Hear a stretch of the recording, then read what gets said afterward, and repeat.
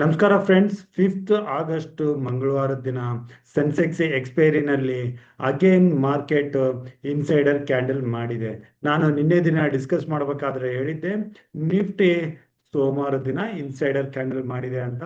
ಅದು 1st August ಶುಕ್ರವಾರದ candle ಏನಿರುತ್ತೆ ಅದರ ಒಳಗಡೆನೆ ಸೋಮವಾರದ ಟ್ರೇಡಿಂಗ್ ರೇಂಜ್ ಇತ್ತು. ಸೊ ಅದು ಬುಲ್ಲಿಶ್ ಆಗಿತ್ತು. ಆದ್ರೆ ಇವತ್ತಿನ ದಿನ ಓಪನಿಂಗ್ ಹೈನ ಮಾರ್ಕೆಟ್ ಯಾವುದೇ ಟೈಮ್ನಲ್ಲಿ ಕ್ರಾಸ್ ಮಾಡಿಲ್ಲ. ನಿಫ್ಟಿ ಕ್ರಾಸ್ ಮಾಡಲಿಲ್ಲ. ದಿನದ ಕೊನೆಯಲ್ಲಿ ನಿನ್ನೆಯ ರೇಂಜ್ ಒಳಗಡೆನೆ ನಿಫ್ಟಿ ಟ್ರೇಡ್ ಆಗಿ ನೆಗೆಟಿವ್ ಅಲ್ಲಿ ಕ್ಲೋಸ್ ಆಯ್ತು. ಸೊ ಈಗ ನೆಗೆಟಿವ್ ಕ್ಲೋಸಿಂಗಿಗೆ ಕಾರಣ ನಾವು ನಿನ್ನೆ ದಿನ ಡಿಸ್ಕಸ್ ಮಾಡಬೇಕಾದ್ರೆ ನಾವು ಬುಲ್ಲಿಶ್ ಆಗಿದ್ವಿ. ಆದ್ರೆ ಇಂಡಿಯನ್ ಮಾರ್ಕೆಟ್ ಕ್ಲೋಸ್ ಆದ್ಮೇಲೆ ಅರೌಂಡ್ ಈವ್ನಿಂಗ್ ಟೈಮಲ್ಲಿ ಟ್ರಂಪ್ ಕಡೆಯಿಂದ ಅವರ ಟ್ರೂತ್ ಸೋಷಲ್ ಇಂದ ಅನೌನ್ಸ್ಮೆಂಟ್ ಬಂದಿದ್ದು, ಅವರು ಇಂಡಿಯಾ ಮೇಲೆ ಅಲಿಗೇಷನ್ ಮಾಡ್ತಿದ್ದಾರೆ.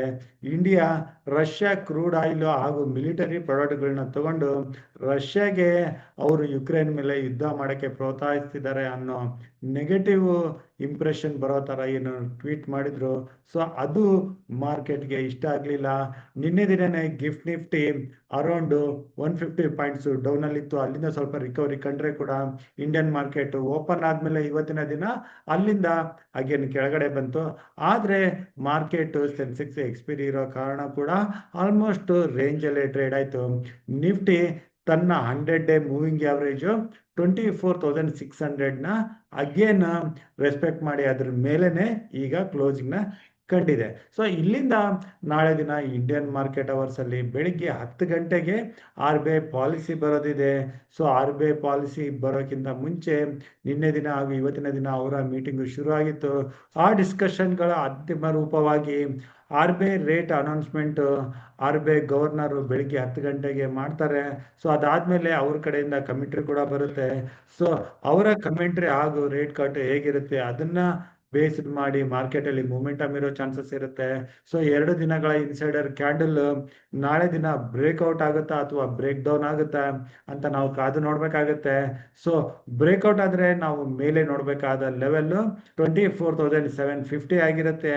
ಅದೇ ಬ್ರೇಕ್ ಡೌನ್ಗೆ ಕೆಳಗಡೆ 24,550 ಆಗಿರುತ್ತೆ. ಸೊ ಈ 2 ರೇಂಜ್ ಹೊರಗಡೆ ಯಾವ ಲೆವೆಲ್ ಕಡೆ ಹೋಗುತ್ತೆ ನಿಫ್ಟಿ ಅಂತ ನಾವು ನೋಡೋಣ.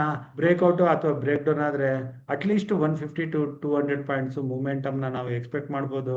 ಆ ಮೂಮೆಂಟಮ್ಗೆ ತಕ್ಕಂಗೆ ನಾವು ಪೊಸಿಷನ್ಸ್ಗಳನ್ನ ತಗೊಳಕ್ಕೆ ನೋಡ್ಬೋದು.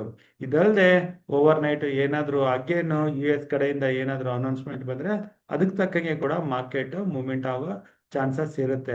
ಇನ್ನು ನಮ್ಮ ಇಂಪಾರ್ಟೆಂಟ್ ಪ್ಯಾರಾಮೀಟರ್ಸ್ಗಳು, ಅದರಲ್ಲಿ ಇಂಡಿಯಾ ವಾಲಟಿಲಿಟಿ ಇಂಡೆಕ್ಸ್ ಅದು ನಿನ್ನೆ ಲೆವೆಲ್ ಅಲ್ಲಿ ಇದೆ ಅರೌಂಡ್ 12 ಹತ್ರ.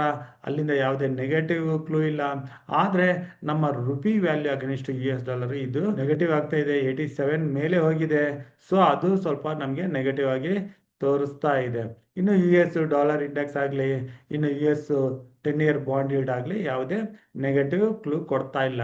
ಹಾಗೂ ಗ್ಲೋಬಲ್ ಮಾರ್ಕೆಟ್ ಕಡೆ ನೋಡಿದ್ರೆ ಗ್ಲೋಬಲಿ US ಮಾರ್ಕೆಟ್ ಆಗಲಿ, ನಮ್ಮ ಏಷ್ಯಾದ ಜಪಾನ್ ಇಂಡೆಕ್ಸ್ ಆಗಲಿ ಅಥವಾ UK ಡ್ಯಾಕ್ಸ್ ಆಗಲಿ ಎಲ್ಲ ನಿನ್ನೆ ದಿನ ಪಾಸಿಟಿವ್ ಮೂಮೆಂಟಮ್ ಇದ್ರೆ ಕೂಡ ಟ್ರಂಪ್ ಭಾರತದ ಬಗ್ಗೆ ನೆಗೆಟಿವ್ ಆಗಿ ಏನು ಕಮೆಂಟ್ರಿಗಳು ಕೊಡ್ತಾ ಇದ್ದಾರೆ ಅದಕ್ಕೆ ಮಾರ್ಕೆಟ್ ಅಲ್ಲಿ ಬರೋ ಮೂಮೆಂಟಮ್ ಫೇಲ್ ಆಗ್ತಿದೆ.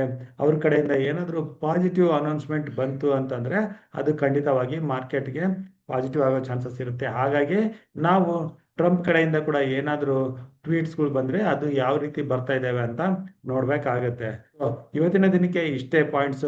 ಸೊ ನನ್ನ ಮುಂದಿನ ವಿಡಿಯೋ ಬರೋವರೆಗೂ ನಿಮಗೆ ನನ್ನ ಕಡೆಯಿಂದ ಧನ್ಯವಾದಗಳು. Thank you.